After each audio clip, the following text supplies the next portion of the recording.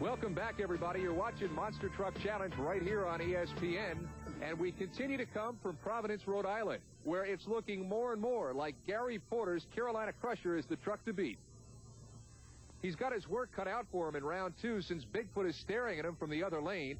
Our other semifinal race is between Fast Loser Taurus with Jackie Willman in the driver's seat and Fred Schaefer's Barefoot, who's looking pretty hot so far as the second fastest qualifier and winner over Equalizer in round 1. Back to Providence and our man on the scene, Joe Lowe. The crowd here in Providence is loving this, Ken, and they should be. They're seeing the best monster trucks in the world. Bigfoot 10, the brand new truck out of St. Louis, Missouri. But as you mentioned, the Carolina Crusher is who he has to get past. Now, Gary Porter is having the best day he's had of the year. He has the lane choice because he was the fastest qualifier. And right now, there is a difference in lanes according to everybody. He's going to stick in that far lane.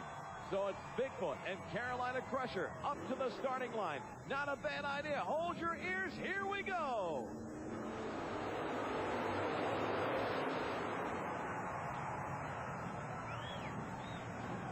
Every time these two trucks get together, it comes down to this, a photo finish. Bigfoot or Carolina Crusher, who was it? Gary Porter's optimistic. He gives the crowd a thumbs up as he backs down. Side by side, and the slow-mo cam picking them up. And Gary Porter over the finish line first. The win goes to Carolina Crusher.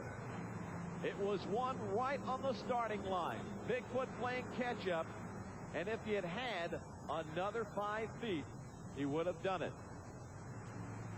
But would-haves don't count. In monster truck racing, the win goes to Gary Porter. This is where he did it.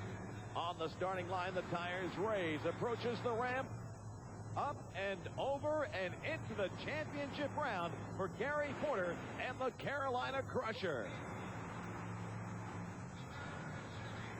Hey, that's about as close as you're going to get.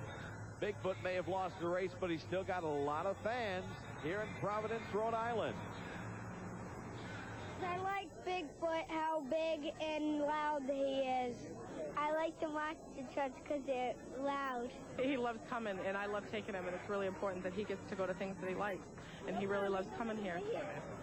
I like the noises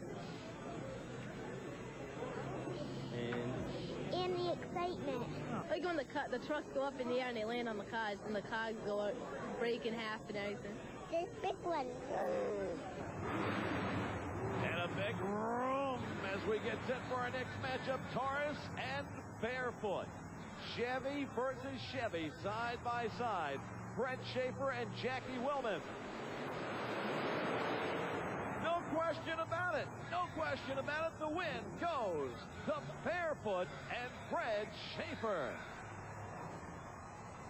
So the Barefoot monster truck does it here and advances to the championship race in Providence, Rhode Island. Jackie Willman was not sleeping, but Barefoot just HP'd his way through. Horsepower was everything in this race. Off the line, side by side. And it's just a matter of I got there first. Barefoot with the win. It's an all-Chevy final, Ken. I love that logo. Have you driven over a Ford lately? The Carolina Crusher's making a habit of it. Now we've got Bigfoot on the sidelines along with Taurus. And Carolina Crusher now moves on to the finals against Fred Schaefer and Barefoot. Who's going to win? That's why you got to stay tuned. Monster Truck Challenge continues in a moment. Welcome back, everybody.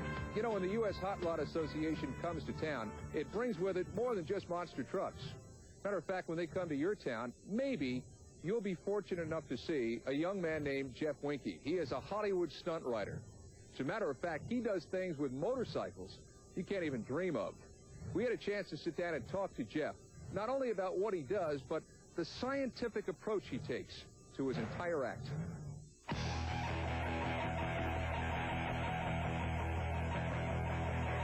Well, I was very rambunctious as a kid, and my mom, she just really didn't take to heart what I was doing and didn't like what I was doing at all. I broke a couple bones as a kid, just driving a bicycle and skateboarding and so forth. But she just wouldn't take to heart anything that I was doing, and just had nothing to do with it. As a matter of fact, to this day, she does not want to know when I'm doing a stunt.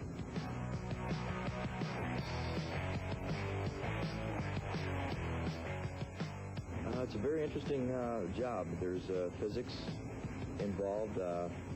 You're outdoors a lot of the times. The workplace changes. It's very challenging. It's physical. To me, it's a challenge not to prove to anybody else of what I'm doing, but just to prove to myself that I can get something done that's spectacular action, whether it's for live shows or for the films, and get it done very safely.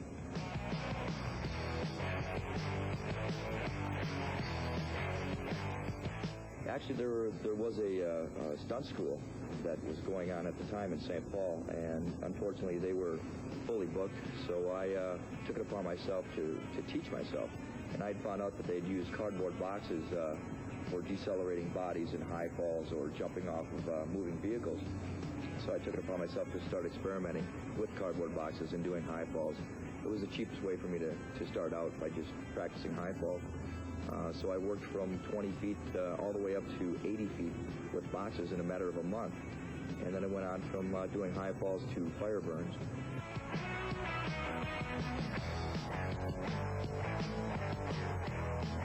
Right now I'm working on trying to coordinate films and second unit direct, which is doing stunts specifically for the camera. That's where my first love is photography. So that's essentially where I do want to be. Live shows are the toughest.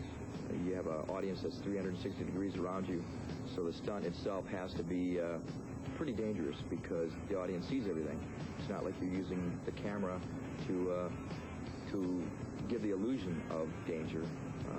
When you do a live show, the danger is really there.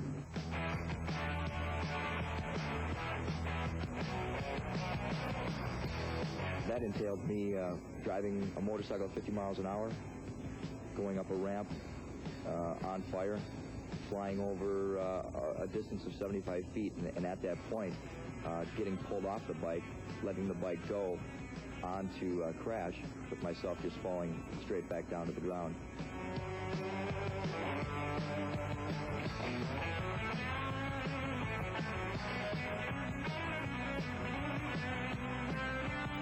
When I go to do a stunt, I give it my all, and that all is professional.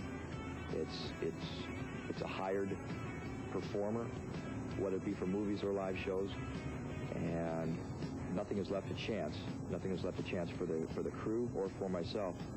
So in my respect, from my point of view, it's not as dangerous as what the observer sees. I'll tell you what, he is amazing. But please, do not try this at home. Jeff Winke is a total professional. What you ought to do is go see him if he comes to your town. Back in a moment when we'll wrap it up here on Monster Truck Challenge.